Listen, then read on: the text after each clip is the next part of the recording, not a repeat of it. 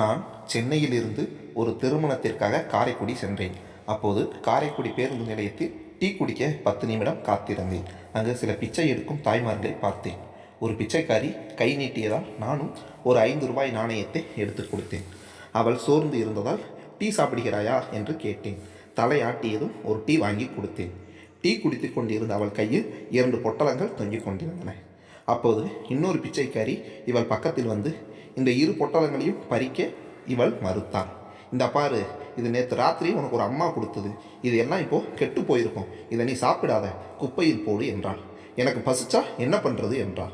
பசிச்சா பட்னி கடை, ஒரு நேரம் பட்னி கிடந்தா நல்லது தான், அதுக்காக பழையதை சாப்பிடாத, உனக்கு உடம்பு சரியில்லாமல் போனால் உன்னை யார் பார்க்கிறது, உடம்பு நல்லா இருந்தால் தான் பிச்சையாவது எடுத்து சாப்பிட முடியும் என அதை வலுக்கட்டாயமாக பறித்து குப்பையில் போட்டார்.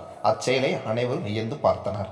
அங்கு பேருந்திற்கு காத்திருந்த ஒரு பெண் நேற்று மிஞ்சி போன பொரியலை தான் சுட வைத்து இன்று நான் ஆபீஸுக்கு கொண்டு வந்தேன் என தன் சக தோழியிடம் சொல்லி கொண்டிருந்தாள்.